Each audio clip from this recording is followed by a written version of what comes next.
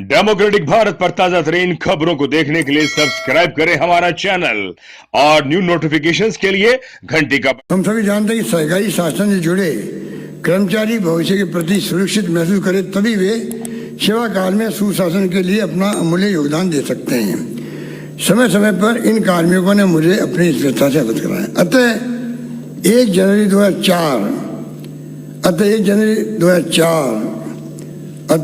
जनवरी 2004 और उसके पश्चात नियुक्त हुए समस्त कार्मिकों के लिए मैं आगामी वर्ष से पूर्व पेंशन योजना लागू करने की घोषणा करता हूं।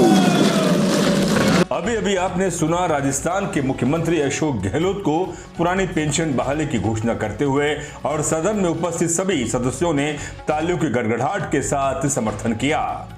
राजस्थान में पुरानी पेंशन योजना बहाल होते ही कर्मचारियों में आपस में मिठाई बांटी और जमकर डांस किया। ये तस्वीरें सामने आ रही हैं।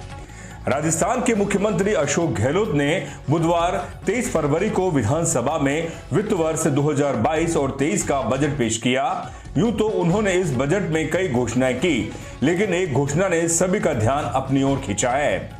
दरअसल अशोक गहलोत ने राजस्थान के सरकारी कर्मचारियों के लिए पुरानी पेंशन स्कीम ओपीएस बहाल कर दी है। उनके इस फैसले की सोशल मीडिया पर खूब तारीफ भी हो रही है। वहीं आपको बता दें कि पश्चिम बंगाल और पंजाब में ओपीएस ही लागू है। अब राजस्थान का नाम भी इस लिस्ट से जुड़ गया है। सीएम अशोक गहलोत ने ट्वीट किया कि हम सभी जानते हैं कि सरकारी सेवाओं से जुड़े कर्मचारी भविष्य के प्रति सुरक्षित महसूस करें, तभी वे सेवाकाल में सुशासन के लिए अपना अमूल्य योगदान दे सकते हैं। अतः 1 जनवरी 2004 और उसके पश्चात नियुक्त हुए समस्त कार्मिकों के लिए मैं आगामी वर्ष से पूर्व पेंशन योजना लागू करने की घोषणा करता हूं। दरअसल नई पेंशन स्कीम यानी नेशनल पेंशन स्कीम एनपीएस के तहत पेंशन के लिए पैसे की कटौती कर्मचारियों के वेतन से ही होती है। राज्य के कर्मचारी इस बात का विरोध करते रहे हैं। जहां राजस्थान में यह स्कीम 2017 में लाई गई थी, तब वहां वसुंधरा राजे के नेतृत्व वाली बीजेपी सरकार थी। अब सीएम अशोक गहलोत के नेतृत्व वाली कांग्रेस सरकार ने ये फैसला वापस ले लिया है। खबर के मुताबिक इससे सरकारी तिजोरी पर लगभग 1000 करोड़ रुपए का भार पड़ेगा। हालांकि राज्य सरकार के इस फैसले से सूबे के सरकारी कर्मचारी अधिकारी खुश हैं। सरकार ने अपने ऐलान में कहा है कि 1 जनवरी 2004 के बाद की नियुक्तियों को भी पुरानी पेंशन स्कीम का फायदा मिलेगा। वही लंबे समय से मांग की जा रही थी और राजस्थान ही नहीं देश भर में एनपीएस का विरोध होता रहा है। राजस्थान में जहां राष्ट्रीय शिक्षक संघ के पदाधिकारी और रूकटा के पदाधिकारी और साथ ही कर्मचारी संगठनों के पदाधिकारियों ने प्रधानमंत्री नरेंद्र मोदी से मांग कर चुके हैं कि ओपीएस फिर से लागू की जाए। उनका कहना है कि एनपीएस के तहत कर्मचारियों के पैसों को जबरदस्ती निजी कंपनियों में लगाया जा रहा है। उनके मुताबिक इस पेंशन योजना की वजह से सरकारी कर्मचारी एक तरह से सेवानिवृत्ति के बाद बेरोजगार हो रहे हैं। कर्मचारियों के लिए नई स्कीम लागू की जा रही है, जबकि सांसद और विधायक ओपीएस का लाभ ले रहे हैं। चलिए अब जानते हैं दोनों पेंशन योजनाओं में क्या क्या अंतर है। बात करते हैं पहले ओपीएस की।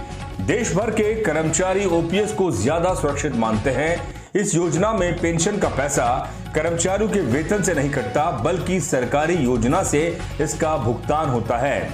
ओपीएस में जनरल प्रोविडेंट फंड जीपीएफ की सुविधा है। ओपीएस में रिटायरमेंट के वक्त अंतिम बेसिक सैलरी के 50% तक निश्चित पेंशन मिलती है। इसमें 6 महीने के बाद मिलने वाला महंगाई भत्ता डीए भी लागू होता है। ओपीएस में रिटायरमेंट के बाद 20 लाख रुपए तक ग्रेजुइटी मिलती है। जहां सर्विस के दौरान कर्मचारी की मौत होने पर उसकी फैमिली पेंशन का प्रावधान है। रिटायरमेंट पर जीपीएफ के ब्याज पर किसी प्रकार का इनकम टैक्स नहीं लगता। वहीं रिटायरमेंट के समय पेंशन प्राप्ति के लिए जीपीएफ से कोई निवेश नहीं करना पड़ता। ओपीएस में 40% पेंशन कंप्यूटेशन का भी प्रावधान है। बात करते हैं एनपीएस की। वही एनपीएस के तहत पेंशन का पैसा कर्मचारियों की सैलरी से कटता है और इसके लिए कर्मचारी के वेतन से 10% बेसिक प्लस डीए की कटौती की जाती है। एनपीएस में जनरल प्रोविडेंट फंड जीपीएफ की सुविधा भी नहीं है। 6 महीने बाद मिलने वाला महंगाई भत्ता डीए भी नहीं मिलेगा। यही नहीं, एनपीएस शेयर बाजार पर आधारित है, यानी इसमें शेयर बाजार की चाल के आधार पर ही भुगतान होगा, उस पर भी टैक्स देना पड़ेगा। इस स्कीम में रिटायरमेंट के समय निश्चित पेंशन की कोई गारंटी नहीं है। एनपीएस में रिटायरमेंट के समय ग्रेजुइटी का अस्थायी प्रावधान है, जहां सर्विस के दौरान कर्मचारी की मौत होने पर एनपीएस के तहत फैमिली पेंशन तो मिलती है, लेकिन जमा पैसे सरकार जब्त कर लेती है। एनपीएस में रिटायरमेंट पर पेंशन कंप्यूटेशन का प्रावधान भी नहीं है। मेडिकल फैसिलिटी तो है, लेकिन इसका स्पष्ट प्रावधान भी नहीं है। आपको ये हमारी रिपोर्ट कैसी लगी? अपनी राय कमेंट्स बॉक्स में लिखें और चैनल को सब्सक्राइब करें, लाइक करें और शेयर करें।